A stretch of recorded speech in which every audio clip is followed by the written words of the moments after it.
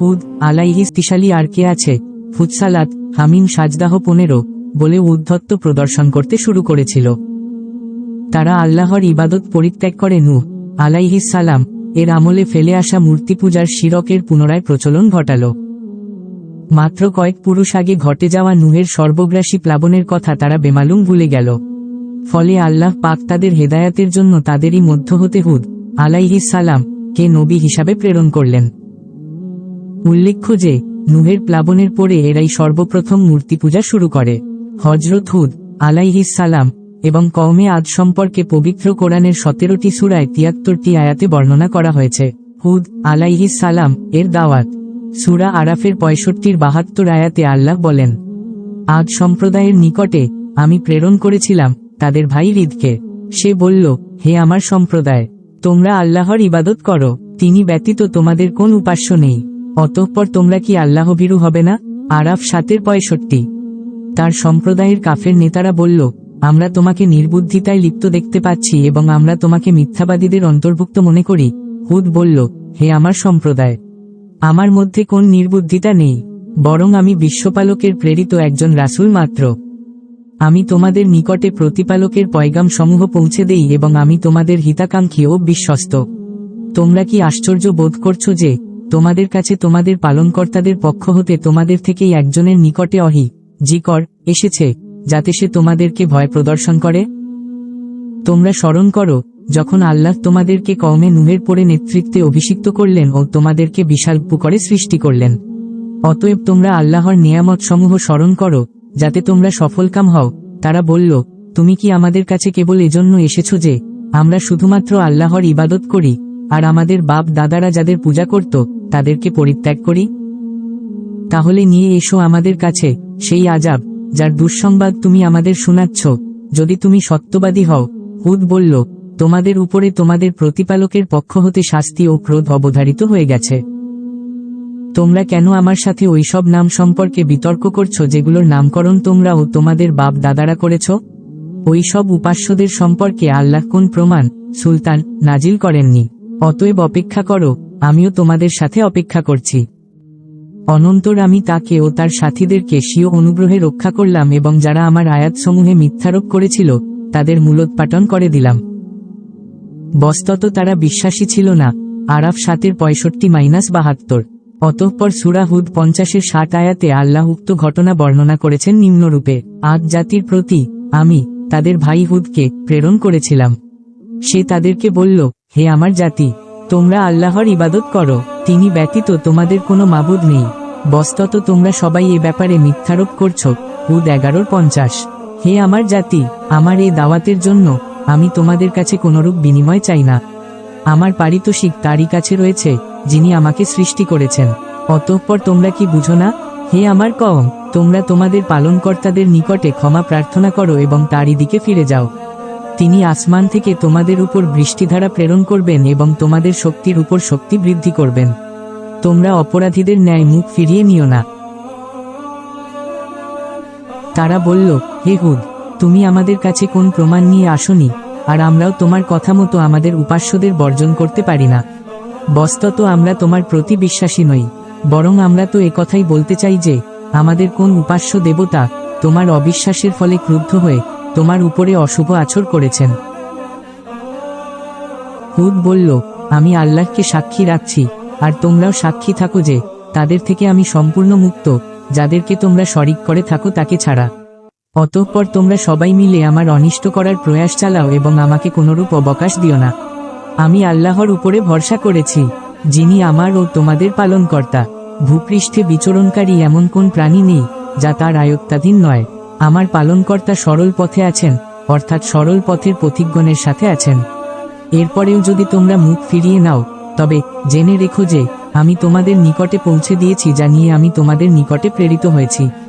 আমার প্রভু অন্য কোন জাতিকে তোমাদের স্থলাভিষিক্ত করবেন, তখন তোমরা তাদের কোনোই ক্ষতি করতে পারবে না।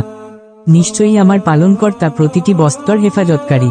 অতঃপর যখন আমার আদেশ গজব উপস্থিত হল, তখন আমি নিজ অনুগ্রহে হুদ ও তার সাথী ঈমানদারগণকে মুক্ত করি এবং তাদেরকে এক কঠিন আযাব থেকে রক্ষা করি।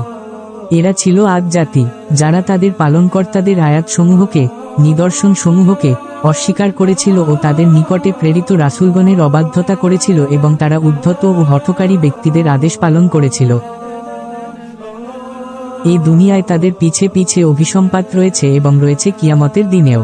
জেনে রেখো আজ জাতি করেছেন তিনি তাদের অপেক্ষা অধিক শক্তিধর। বস্তত তারা আমার নিদর্শন সমূহ অস্বীকার করত। অতঃপর আমি তাদের উপরে প্রেরণ করলাম ঝঞ্ঝাবায়ু বেশ কয়েকটি অশুভ দিনে, যাতে তাদেরকে পার্থিব জীবনে লাঞ্ছনার কিছু আযাব আস্বাদন করানো যায়। আর পরকালের আযাব তো আরও লাঞ্ছনাকর, যেদিন তারা কোনরূপ সাহায্যপ্রাপ্ত হবে না। ফুতসালাত হামিম সাজদাহ 41-14-16। সূরা আহকাফ 21-26 আয়াতে উক্ত আযাবের ধরন বর্ণিত হয়েছে এভাবে, যেমন আল্লাহ বলেন, আর তুমি আদের ভাই হুদ এর কথা বর্ণনা করো, যখন সে তার কওমকে বালুকাময় উঁচু উপত্যকায় সতর্ক করে বলেছিল, অথচ তার পূর্বে ও পরে অনেক সতর্ককারী গত হয়েছিল, এই মর্মে যে তোমরা আল্লাহ ব্যতীত অন্য কারু ইবাদত করো না। আমি তোমাদের জন্য এক মহাদিবসের শাস্তির আশঙ্কা করছি। আহকাফ 46-21।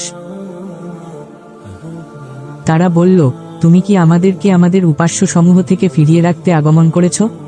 তুমি যদি সত্যবাদী হয়ে থাকো, তবে আমাদেরকে যে শাস্তির ভয় দেখাচ্ছ তা নিয়ে আসো দেখি। হুদ বলল, এই জ্ঞান তো স্রেফ আল্লাহর কাছেই রয়েছে। আমি যে বিষয় নিয়ে প্রেরিত হয়েছি তা তোমাদের কাছে পৌঁছে দিয়ে থাকি, কিন্তু আমি দেখছি তোমরা এক মূর্খ সম্প্রদায়। অতঃপর তারা যখন শাস্তিকে মেঘরূপে তাদের উপত্যকা সমূহের অভিমুখী দেখল, তখন বলল, এত মেঘ আমাদেরকে বৃষ্টি দেবে। হুদ বললেন, বরং এটা সেই বস্তু যা তোমরা তাড়াতাড়ি চেয়েছিলে। এটা এমন বায়ু যার মধ্যে রয়েছে মর্মন্তুদ আযাব। সে তার প্রভুর আদেশে সবকিছুকে ধ্বংস করে দেবে। অতঃপর ভোরবেলায় তারা এমন অবস্থা প্রাপ্ত হলো যে শূন্য বাস্তবিটাগুলি ছাড়া আর কিছুই দৃষ্টিগোচর হলো না। আমি অপরাধী সম্প্রদায়কে এমনি করেই শাস্তি দিয়ে থাকি। আমি তাদেরকে এমন সব বিষয়ে ক্ষমতা দিয়েছিলাম যেসব বিষয়ে তোমাদের ক্ষমতা দেইনি। আমি তাদের দিয়েছিলাম কর্ণ, চক্ষু ও হৃদয়, কিন্তু সেসব কর্ণ, চক্ষু ও হৃদয় তাদের কোন কাজে আসলো না, যখন তারা আল্লাহর আয়াতসমূহকে অস্বীকার করল এবং সেই শাস্তি তাদেরকে গ্রাস করল যা নিয়ে তারা ঠাট্টা বিদ্রূপ করত। আহকাফ 46-26। উক্ত বিষয়ে সূরা হাকব বা 7-8 আয়াতে আল্লাহ বলেন, তাদের উপরে প্রচণ্ড ঝঞ্ঝাবায়ু প্রবাহিত হয়েছিল 7 রাত্রি ও 8 দিবস ব্যাপী অবিরতভাবে। হে মুহাম্মদ, তুমি দেখতে পেতে যে তারা অসার খরজুর কাণ্ডের ন্যায় ভূপাতিত হয়ে রয়েছে।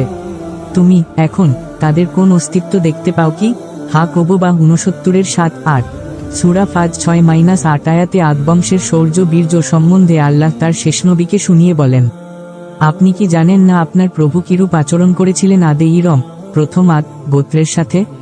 ফজর 6, যারা ছিল উঁচু স্তম্ভসমূহের মালিক এবং যাদের সমান কাউকে জনপদ সমূহে সৃষ্টি করা হয়নি। ফাজ 89-6-8। কওমে আদের প্রতি হুদ আলাইহিস সালাম এর দাওয়াতের সারমর্ম। কওমে নূহের প্রতি হযরত নূহ আলাইহিস সালাম এর দাওয়াতের সারমর্ম এবং কওমে আদের প্রতি হযরত হুদ আলাইহিস সালাম এর দাওয়াতের সারমর্ম প্রায় একই। হযরত হুদ আলাইহিস সালাম এর দাওয়াতের সার কথাগুলি সূরা হুদের 50, 51 ও 52 আয়াতে আল্লাহ বর্ণনা করেছেন, যা এক কথায় বলা যায় তাওহীদ, তাবলীগ ও ইস্তেগফার।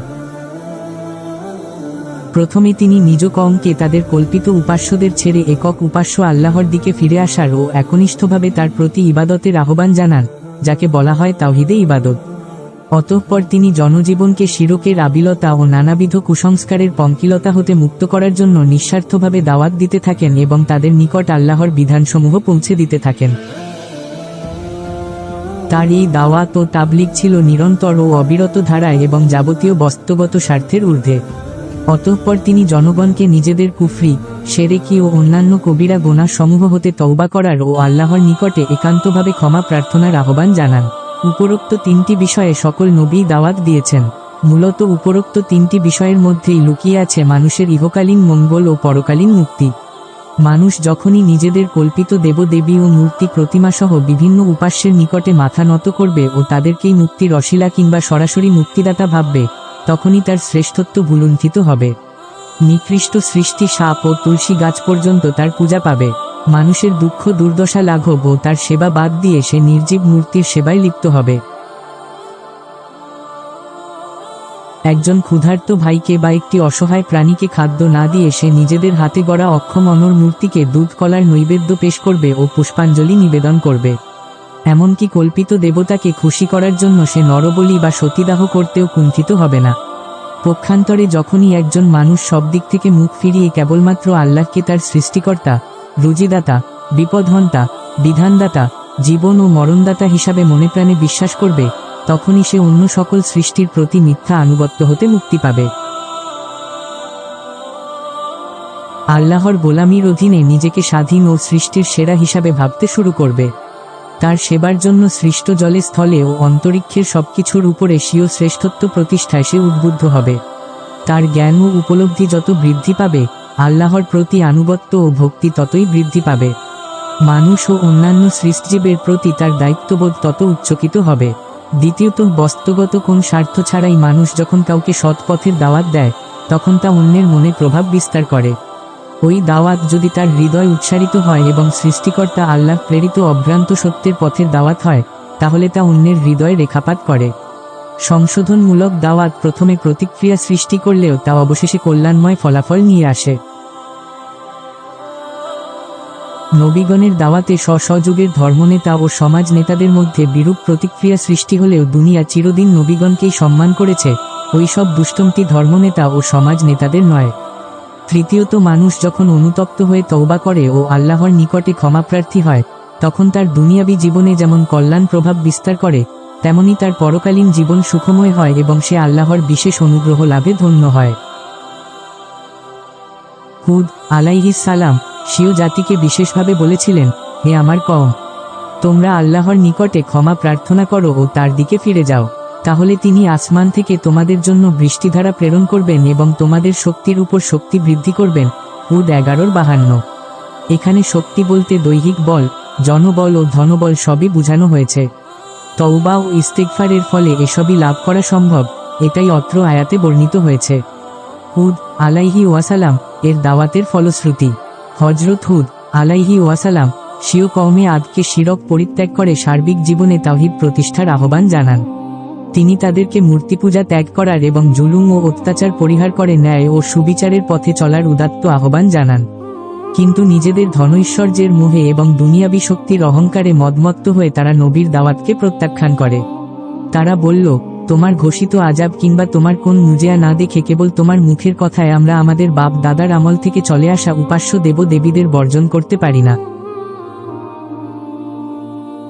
বরং আমরা সন্দেহ করছি যে আমাদের দেবতাদের নিন্দাবাদ করার কারণে তাদের অভিশাপে তোমাকে ভূতে ধরেছে ও মস্তিষ্ক বিকৃত হয়ে তুমি উন্মাদের মতো কথাবার্তা বলছ।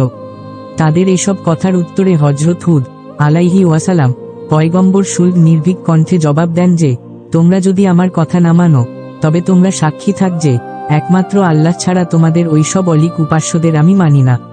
তোমরা ও তোমাদের দেবতারা সবাই মিলে আমার অনিষ্ট সাধনের চেষ্টা কর, তাতে আমার কিছুই হবে না আল্লাহর হুকুম ছাড়া। তিনিই আমার পালনকর্তা, তার উপরেই আমি ভরসা রাখি। যারা সরল পথে চলে, আল্লাহ তাদের সাহায্য করেন। অহংকারী ও শক্তি মদমত্ত জাতির বিরুদ্ধে একাকী এমন নির্ভীক ঘোষণা দেওয়া সত্ত্বেও তারা তার কেশাগ্র স্পর্শ করার সাহস করেনি। বস্তুত এটা ছিল তার একটি মুজিয়া বিশেষ। এর দ্বারা তিনি দেখিয়ে দিলেন যে তাদের কল্পিত দেব দেবীদের কোন ক্ষমতা নেই। অতঃপর তিনি বললেন, আমাকে যে সত্য পৌঁছানোর দায়িত্ব আল্লাহ পাক দিয়েছেন, সে সত্য আমি তোমাদের নিকটে পৌঁছে দিয়েছি। এক্ষণে যদি তোমরা তা প্রত্যাখ্যান করতেই থাক এবং হঠকারিতার উপরে জিদ করতে থাক, তাহলে জেনে রেখে এর অনিবার্য পরিণতি হিসাবে তোমাদের উপরে আল্লাহর সেই কঠিন শাস্তি নেমে আসবে, যার আবেদন তোমরা আমার নিকটে বারবার করেছ। অতএব তোমরা সাবধান হও, এখনো তওবা করে আল্লাহর পথে ফিরে এসো। কিন্তু হতভাগার দল হযরত হুদ আলাইহি ওয়াসালাম এর কোন কথায় কর্ণপাত করল না। তারা বরং অহংকারে স্ফীত হয়ে বলে উঠল, আমাদের চেয়ে বড় শক্তিধর এই পৃথিবীতে আর কে আছে? হামিম সাজদাহ 41:15। ফলে তাদের উপরে এলাহি গজব অবশ্যম্ভাবী হয়ে উঠল। কওমে আদের উপরে আপতিত গজবের বিবরণ। মুহাম্মদ ইবনু ইসহাক বলেন, কওমে আদের অমার্জনীয় হঠকারিতার ফলে প্রাথমিক গজব হিসাবে উপর্যুপরি তিনকে ধ্বংস করা হয়েছে। যারা মেঘ দেখে খুশি হয়ে বলেছিল, এটি আমাদের জন্য বৃষ্টি বর্ষণ করবে, রাসূলের এই ভয়ের তাৎপর্য ছিল এই যে, কিছু লোকের অন্যায়ের কারণে সকলের উপর এই ব্যাপক গজব নেমে আসতে পারে। যেমন ওহদ যুদ্ধের দিন কয়েকজনের ভুলের কারণে সকলের উপর বিপদ নেমে আসে, যেদিকে ইঙ্গিত করে আল্লাহ বলেন, আর তোমরা ওইসব ফিতনা থেকে বেঁচে থাকো যা বিশেষভাবে কেবল তাদের উপর পতিত হবে না যারা তোমাদের মধ্যে জালেম। আর জেনে রাখো যে আল্লাহর শাস্তি অত্যন্ত কঠোর। আনফাল 8:25।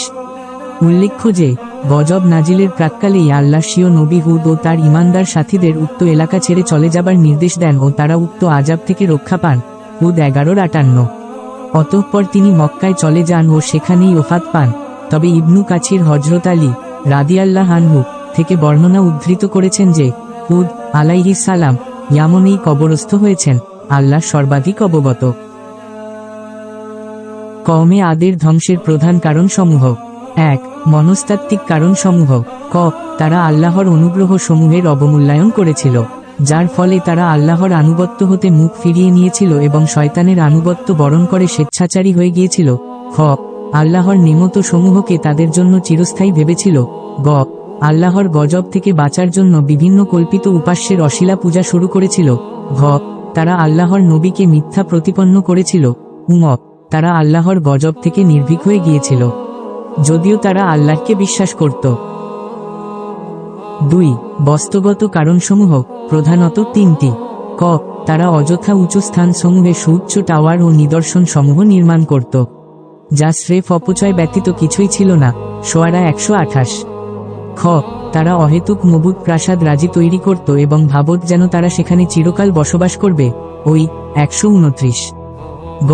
তারা দুর্বলদের উপর নিষ্ঠুরভাবে আঘাত হানত এবং মানুষের উপর অবর্ণনীয় নির্যাতন চালাত। ওই 130। শিক্ষণীয় বিষয়সমূহ।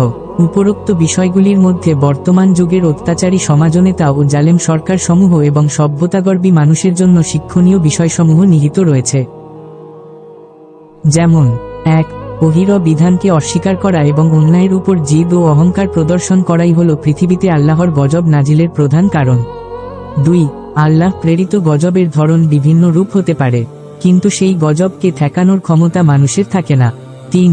বিলাসী, অপচয়কারী ও অত্যাচারী নেতাদের কারণেই জাতি আল্লাহর গজবের শিকার হয়ে থাকে। 4. আল্লাহর গজব যাদের উপর আপতিত হয় তারা সকল যুগে নিন্দিত হয় এবং কখনোই তারা আর মাথা উঁচু করে দাঁড়াতে পারে না। 5.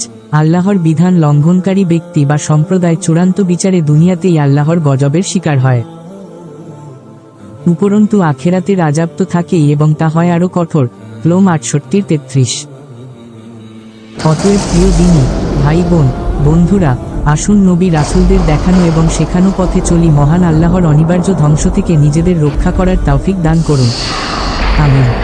ভিডিওটি ভালো লাগলে একটি লাইক করুন, কমেন্ট করুন এবং শেয়ার করে প্রাইম নিউজ অনলাইনের সাথেই থাকুন।